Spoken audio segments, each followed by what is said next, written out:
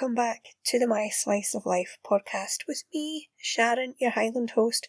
I really appreciate you spending some time with me this week because I want to bring something to you which I discovered pretty recently. Now hold on just a wee minute, because if you're a regular listener, you'll know I'm always late to the party. I was late to find Mel Robbins, I was late to find Cass from Clutterbug, hell, I was late to find podcasting. So I need to know from you, once you've listened to this episode, if this is just me being late to this particular party, or if the person I'm going to talk about today is new to you too. I'm always late, so I just need you to kind of help me gauge where I am on this. And before we dive in, I do want to remind you that you can send me your ideas for either podcast episodes or whole season topics. Just head to the blog and use the contact form there, or you can leave a comment here on this episode. The only thing I can't really do just now are interviews, and there are a few reasons for that. One is that the idea of that still kind of scares me, but the biggest reason is logistics. I mean, I record this podcast at a table in the living room when I get a quiet moment, and that's how I do this, so I can't really schedule time to have a guest, and I'm not really sure if this is something I should really admit. But if I'm honest, right, like really honest, I'm not even sure how I would go about it. I mean, don't laugh at me, right, but I've never even done a Zoom call or anything like that. I've never done it. So now you know how basic this podcast really is. In fact, I've still got a squeaky chair. Anyway, now, let's crack on. We are halfway through this season, which has the very grand title of Let's Get Productive. And for today's episode, I want to go through 5 productivity principles. But these aren't something I've come up with.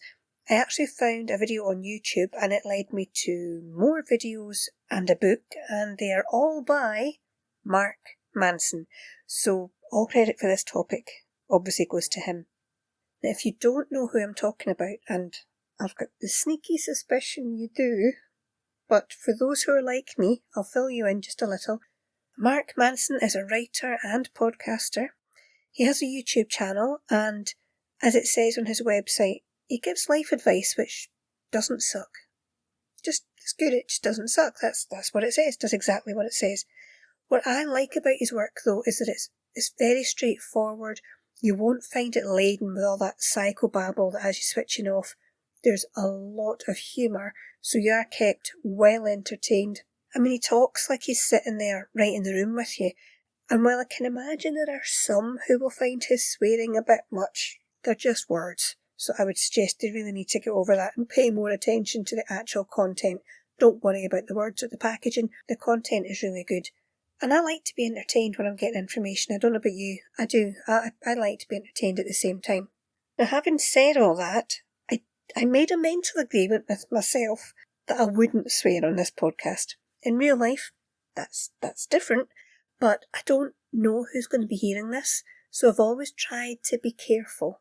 And this isn't really an easy task when you're talking about Mark's work, because he swears pretty much constantly. I mean, personally that doesn't bother me, but I'll be making some minor changes when I tell you his book titles and so on. You'll be able to work them out for yourselves pretty easily. Mark Manson is a New York Times best-selling author, and his books include The Subtle Art of Not Giving a Feck, change that, and Everything is Fecked, a book about hope. And I'm going to tell you something, I've only managed to listen to one audio book the whole way through. In fact, I finished it last week, and it was Mark Manson's The Subtle Art of Not Giving a Feck. So I highly recommend it. If I got all the way through it, I was delighted. I'm also slowly working through his videos on YouTube, and so far, I have to say I'm really impressed. So I wanted to focus on the 5 productivity principles Mark has come up with. Oh, and do go check out his channel if you don't already know it. There's a ton of information, loads of humour, you won't be disappointed. Subscribe, check out all the stuff that he does. Hell, subscribe to me while you're there. I'm on YouTube as well. We're going to start with Mr. Manson's productivity principle number 1, which is work with your biology, not against it.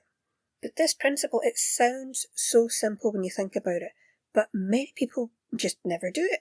If you're not a morning person, for example, like me, work with that and try to schedule your work around it. I mean, I would say I'm at my most creative around 10 o'clock at night. And it's not unusual for me to be doing research and, taking notes and everything for the podcast. See, between 10 at night and 2 in the morning, that's when I do this kind of work. That's when I do most of it. But we're always told, get up at 5 a.m, do yoga, journaling, go outside, meditate. Well, that just doesn't work for everyone. I tried getting up at 5 a.m. I did it for one day and it nearly killed me. That's not me. 5 o'clock in the morning. Holy hell, some days that's when I'm going to bed. We really need to remember that everyone is different. And what works for me won't necessarily work for you. I mean, you might be thinking 10 o'clock, that's when you start. That's when I'm going to my bed.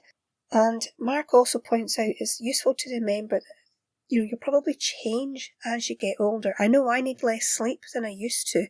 And even though I enjoy having that quiet time in the morning, if I can get it, I'm basically a night owl. I might not stay a night owl, and that's okay. I mean, I would actually love to be a morning person. I really would, and maybe one day I will be. But there's 3 of us in this house, and we're all definitely night owls. Now, in the video that I watched, Mark actually notes this change in himself and says he went from being a night owl to becoming a morning person, and he encourages us to, learn to accept these sorts of changes when we notice them and just go with them. Don't worry about it, just go with it. I mean, likewise, if you were always a morning person, but you're finding you're staying up later and you're productive later, go with it. Don't worry about it. Basically, we need to stop fighting our biology. See, when you think about it, we're never told this. You know what I mean? Our whole life goes from get up early for school to get up early for work. Nobody ever asks if it suits you. Does this suit you? Is this how you work? Is this going with your biology? Or are you constantly struggling to fit into some timetable that, I don't know, who came up with this? Society has come up with this. So nobody ever asks, is this okay with you? Does it work? So for the second productivity principle, Mark Manson gives us the minimal viable action.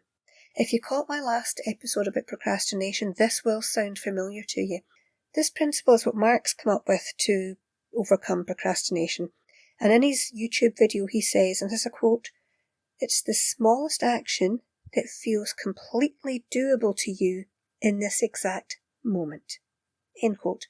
And the way he goes on to describe it is pretty much the same as breaking down any task into smaller pieces and then just starting with the one you feel you can do. And he gives a reason why this principle works, which I loved, and I really want you to think about this and take it in. Because he said, again, I'm going to give you another wee quote, "Motivation is not just the cause of action, it's also the effect." Again, that is something I've talked about in this season. That simple act of starting, just making that one small move in itself creates more motivation rather than waiting for the motivation before you make a move.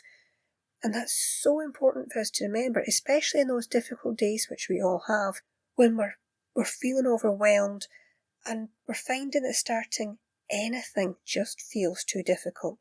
We need to remember, once we start, we will be able to keep going. And I've had to remind myself of that quite a lot.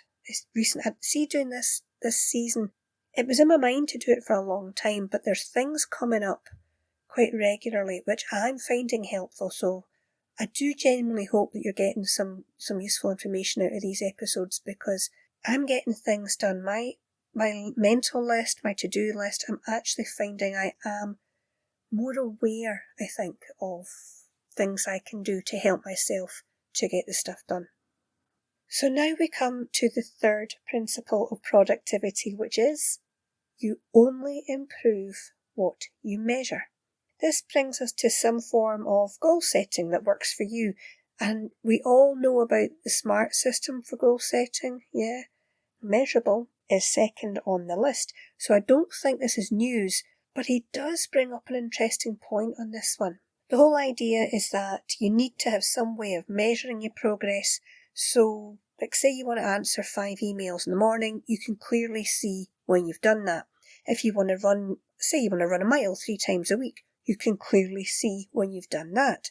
At one point, Mark had a goal to write 1,500 words of his book a day. He wanted to do 1,500 words a day, and that's what he was going to do to write his book. And that's also when he spotted a potential flaw with this. Our minds see these numbers and want to see them go up. So within a couple of weeks, he found he was writing any old rubbish just to hit that target. And then he had a huge editing job to deal with to sort it all out. As humans, we are motivated by progress, by seeing the numbers rise. When we're tracking activity, just ask any YouTuber, trust me, we are really motivated when we see the numbers go up. But he does say that without measuring something, you really aren't likely to see any progress in that area at all. So it's a good tool to use, just make sure it's working for you and not the other way around. The fourth principle wasn't something I expected to see when talking about productivity. Number 4 is, don't fight your emotions, leverage them. Bet you weren't expecting that either, were you? Productivity does not mean being an emotionless robot. We're human. We have emotions, and so Mark tells us to use them to our advantage. He goes on to explain we're excited to work on things we actually like and care about. This in turn, it allows us to deal with setbacks and be more driven when faced with obstacles. Basically, in a nutshell, when you like and care about what you're doing, nothing can stop you. Pretty much. So in a word, passion. No, not that sort of passion. It's not that sort of a podcast, if you don't mind. It's the passion you have about the work that helps you do it. Even for hours on end, day after day, fail after fail, passion drives you to keep going. I've talked about our allotment on here before, but did you know my husband used to love that place as much as I did? Now, hates it. Won't go, just isn't interested. Whereas, I love it. I would be up there every day if I could be. And trust me, I've had more failures than I can count, but I keep going. So what's the difference? Why does he hate it, but I keep going? It's my passion. I love it. We got an allotment 12 years ago now. And it went well until we had problems with a couple of other plot holders. Just stupid stuff. We were moving to a bigger plot, which for some reason they didn't want us to have it. So there was like a whole campaign of hate going on. We had stuff broken in our plot. Just really stupid, childish nonsense to try and make us quit and leave. To be honest, it got really stressful. Nobody talked to us eventually. Plenty talked about us and made sure that we knew about that. Knew that they were gossiping about us. But I kept going. And I'll keep going until I'm not physically able to anymore, because I love it and nobody is going to change that. In fact, now I love sharing it with other gardeners on YouTube, and that's what I do now. But my husband just doesn't share that passion, so now he doesn't go there anymore. Mark Manson is so sure passion is a vital key to productivity. He says if you take someone who loves their job, uses no productivity hacks, but is excited by the work, they will always do better than someone who hates their job but has every productivity hack up their sleeve. No contest. And now we come to the last productivity hack that Mark discusses in his video. Quite simply, more is not always better. Just spending more time on something doesn't always mean you get better results. We need breaks.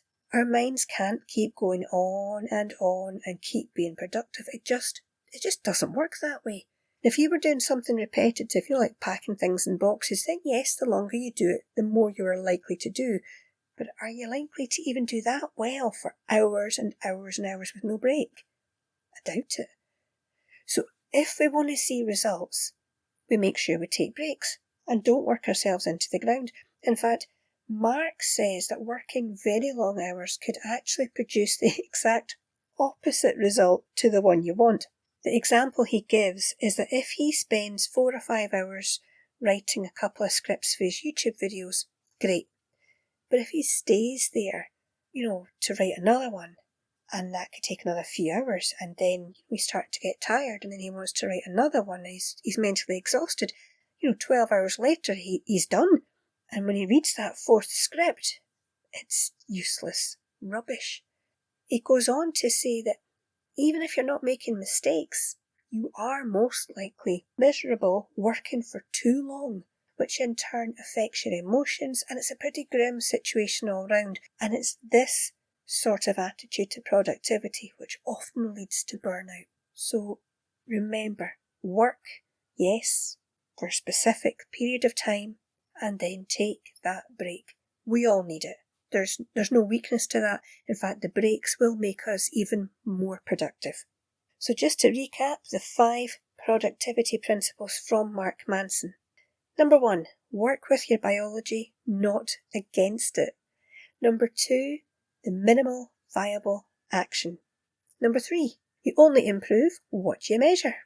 Number 4, don't fight your emotions, leverage them. And number 5, more is not always better. And there you have it. Do check out his channel on YouTube. I think it's great. Just type in Mark Manson and you'll find him. And that brings us to the end of this week's episode, friends. So I hope that you have found a few nuggets in Mark's wisdom. And don't forget to join me next week for another productivity episode. But until then, you take care of your wee self.